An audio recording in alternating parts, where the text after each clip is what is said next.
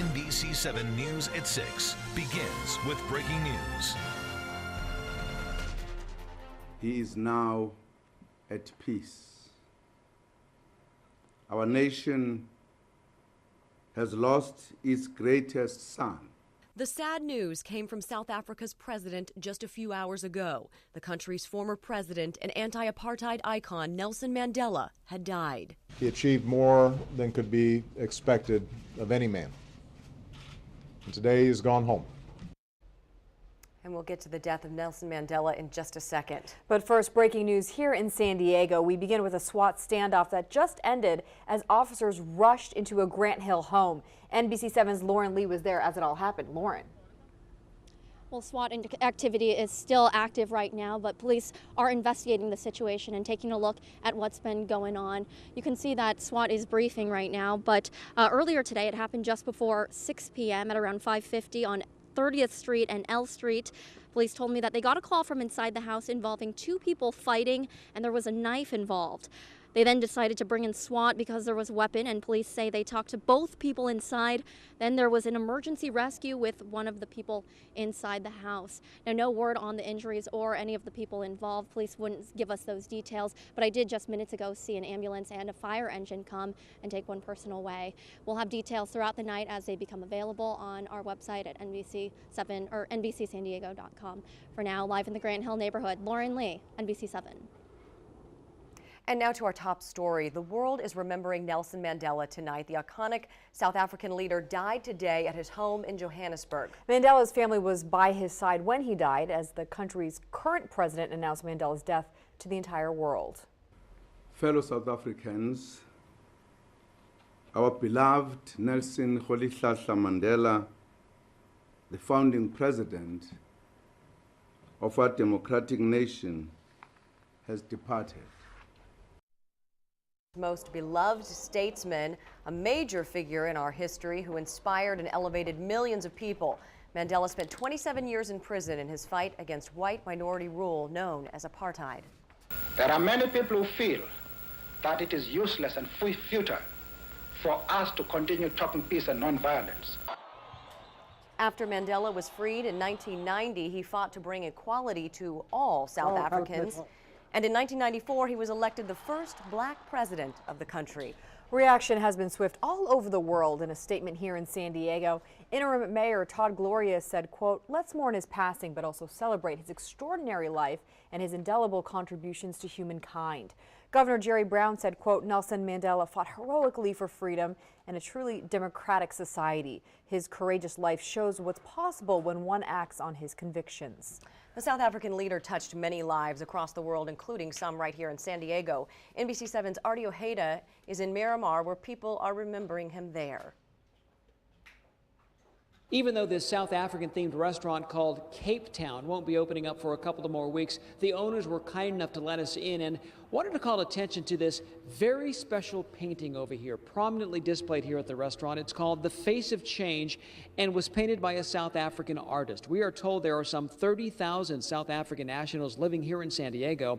And in the short time we have been here, there have been a few people gathering at the restaurant to discuss the passing of Nelson Mandela. A deep sense of sadness, of course, but also pride, choosing to focus on the peaceful change Mandela represented and brought to South Africa. To me, he was the greatest leader of modern times. He was a man of integrity, and he brought people together. And, you know, when all that he went through, it's just amazing how he came out and looked at freedom for everyone. Back in May, the South African ambassador to the U.S. was actually here in San Diego as part of a fundraiser the community held. They raised money for a cause Mandela was passionate about, opening up a hospital for the children of South Africa. In Miramar, Artie Ojeda, NBC7. And some breaking news from federal court. A judge has thrown out a lawsuit filed by the widow of a U.S. Marine who claimed investigators falsified evidence because they disapproved of her, quote, lifestyle. A jury convicted Cynthia Summer of the first-degree murder of her husband back in 2002. A judge overturned that verdict, saying prosecutors had, quote, inflamed the jury by discussing Summers' breast implants and partying lifestyle in Tijuana after her husband's death. Summers then sued prosecutors and the Naval Criminal Investigative Service. Today's ruling notes that Summers failed to prove those allegations. The man responsible for a Thanksgiving Day traffic nightmare is out of jail. He is back home with his family tonight after felony charges were not filed in his case. NBC7's Rory Devine talked to him as he waits word on other charges and if he keeps his truck driving job. Rory. Well, Marty, just a few hours out of jail, 28-year-old Victor Diaz wants first to apologize for what he now realizes was a stupid joke he played on his sister, calling her phone 3 times, the second time when she did not pick up, leaving her a voicemail message on her cell phone.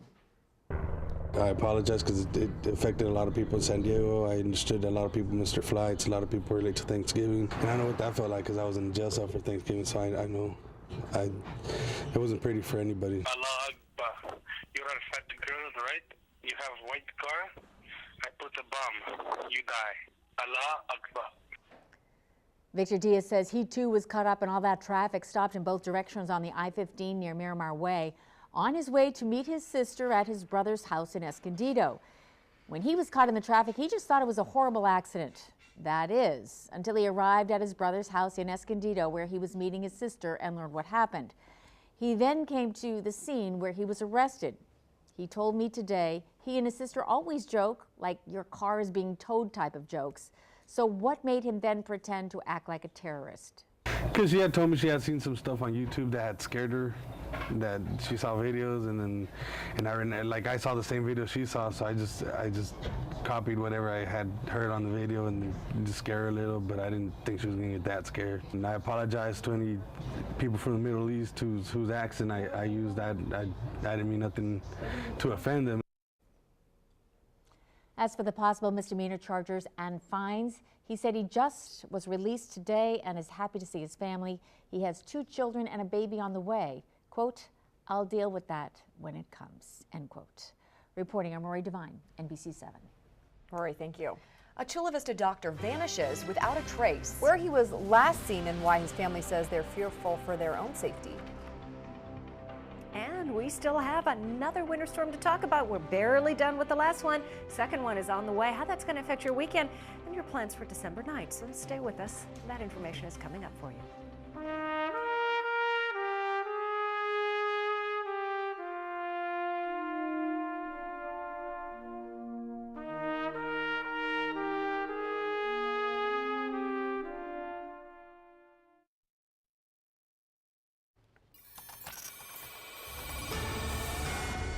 Tonight, an update to an NBC7 investigation we broke back in July. An Oceanside man has pleaded guilty to misusing a law firm to defraud hundreds of clients in a credit repair scheme. The U.S. Attorney's Office says Eric Phillips pleaded guilty yesterday in federal court to 1 count of mail fraud.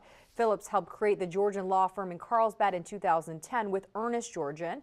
A state bar investigation found Georgian collected a salary, but Phillips managed the firm. Phillips told clients he had been an attorney with the firm, even though he is not an attorney and not licensed to practice law. The U.S. Attorney's Office says Phillips admitted Georgian defrauded hundreds of clients using such false claims as a 100% success rate and a money-back guarantee. He also admitted he personally pocketed $250,000 from the scheme. The firm closed back in June. According to the State Bar of California, Ernest Georgian agreed to surrender his law license and pay restitution to certain clients. Phillips is scheduled to be sentenced in February. He was not available today for comment. A heartbroken family has traveled here from New York to join in the search for a missing relative. NBC7's Wendy Fry explains why this missing persons case is very different than most. Wendy? Monica Mari, this missing man is a doctor who lives in Chula Vista and owns a medical clinic in Tijuana. 2 close relatives on the East Coast hired a private investigator to help find him. Dr. Hughes Bellevue was born in Haiti, attended medical school in Mexico, and owns an alternative health clinic in Tijuana. Bellevue lives in the East Lake neighborhood of Chula Vista and was last seen at his house on November 11th. The search now spans both sides of the border, from his Chula Vista house to his clinic St. Mark in Playas de Tijuana. Bellevue's aunt and sister are scared for their safety. They asked us not to show their faces or to use their names. They told us Bellevue is very generous with both his time and his money. A private investigator thinks Bellevue might be a kidnap for ransom victim, even though his family has not received a ransom demand. Well, maybe it's been put out there and we just haven't found it yet.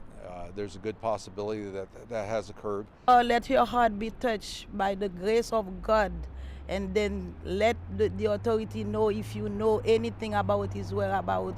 We are pleading. We want to let you know Dr. Bellevue owns a 2001 Chevrolet Astro van, white color, with a California license plate number 4PHF788. If you have any information about his whereabouts, please contact Chula Vista Police. Wendy Fry, NBC7. Wendy, thank you. The crisp winter air has families heating their homes, but if you don't do it safely, it could cost you your life. NBC7's Brandy Powell is in Claremont with an important message from fire experts there. Brandy. Yeah, it's a serious topic, Mari, and the firefighters at the firehouse behind us gave us a couple good points to start off with. Make sure you have your smoke detector and carbon monoxide detector in your home, and of course, make sure that they're both working. Some things you can do to prevent fires from happening in the first place is have professionals clean your home's main heating system and checks for leaks or other types of damage. And remember the 3 feet rule when it comes to space heaters. Keep them 3 feet or more away from clothes, furniture, drapes, Christmas trees, and your body.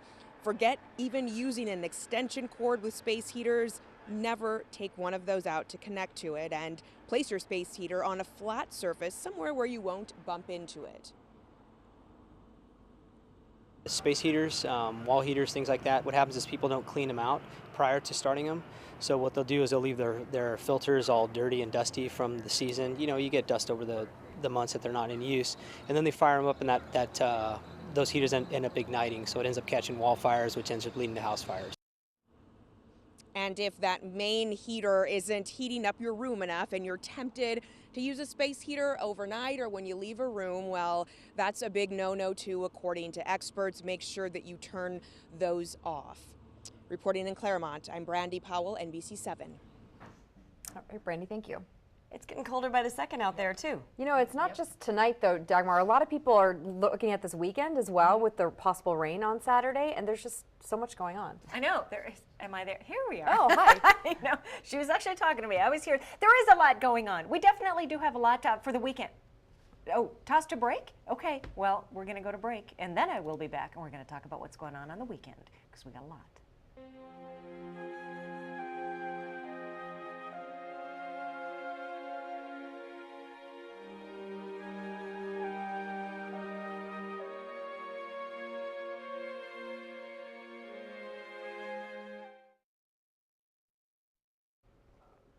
Okay, let's get right to it. Lots to talk about. Cold air and behind the system that gave us all that wind and the rain, and still a few showers lingering through today. What's happening with the cold air? It's causing a freeze warning. That's in the dark purple area. It's also causing a hard freeze warning to our north. Nothing in Riverside and Imperial counties yet, but we will be seeing a winter storm warning heading on through the weekend. For tonight, clear. Cold. Make sure the pets have some place to go. Make sure that you also take in sensitive plants. It's going to be a crisp night out there. Temperatures sinking into the low 40s in Claremont, the upper 30s in Santee and El Cajon. Same story for the North County stretch. Mid 40s along the coast. Upper 30s, mid 30s for Escondido. Low 30s, possibly upper 20s for Ramona and Alpine. Clear, cold in Julian. Any rain that does linger, and there's not much of a chance of that happening, will fall as snow in Julian and Palomar. Borrego Springs, 32.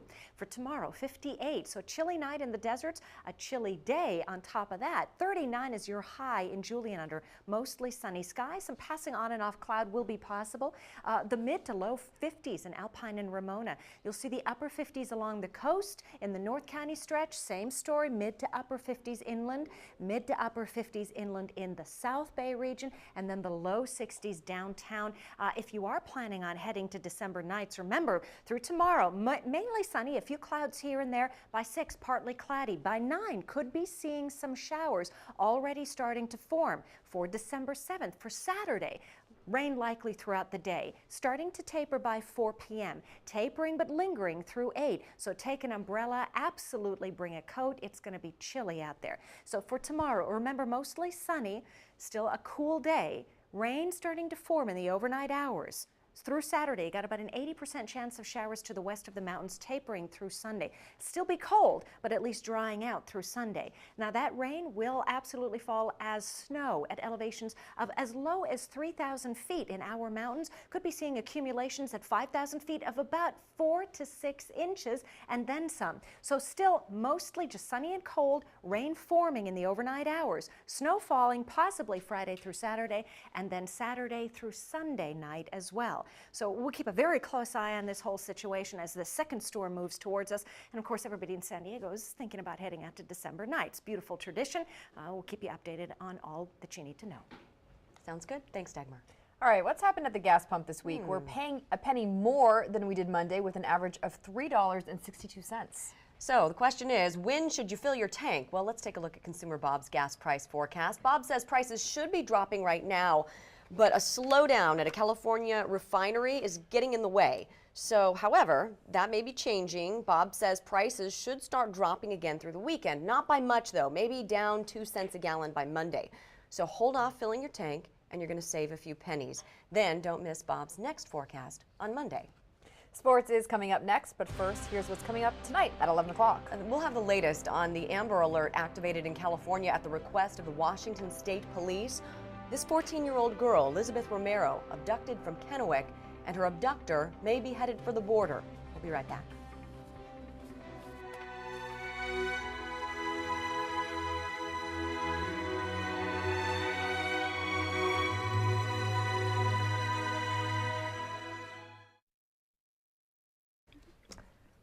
Derek's here, and we all want to know, is there going to be a blackout? It's a great question, and we're not sure. The Chargers received a 24-hour extension to sell 3,000 tickets to Sunday's game against the Giants. If not, we will have another blackout. The Bolts defense has been good at times, extremely bad at others. Heavy on the others. NBC7 sports director Jim Laslovic was thinking the same thing a lot of us are.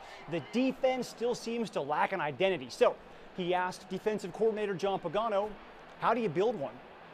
Each week you try to build that identity, and each week we're, the biggest spot is probably the preparation from Wednesday, Thursday, and Friday of trying to really build your identity. Each game, different things are going to happen in each game, where a play here or something here, it's how you overcome those things. The biggest problem I see with us defensively is the consistency. Number one, the consistency from the coaching staff, and it starts with me. And number two, it starts with the players going out there and executing and playing at the high level we want. We've seen them play at levels of times, even referring to, back to last week, where we played the first half of football, that you want to play week in and week out. Now you have to go out and play that way in the second half. Eli's coming, and that means a lot to those of us who've been around long enough, and you have been. You were part of the organization when he shunned it.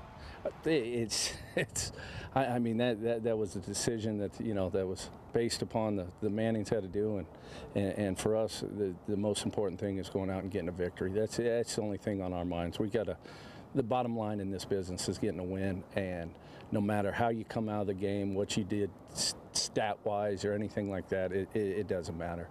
As long as we have a W up on that scoreboard, that's the only thing that matters. And of course, Eli Manning 0-2 in his career against the Chargers, but only one of those came head up against Phillip Rivers. Okay. Yeah. Hopefully we'll sell some more tickets. That would be nice to be able to watch it. Yeah. You don't have to ask streaming questions and all kinds of stuff. Yeah. Wheel of Fortune is next. Thanks for watching. We'll be back at 11.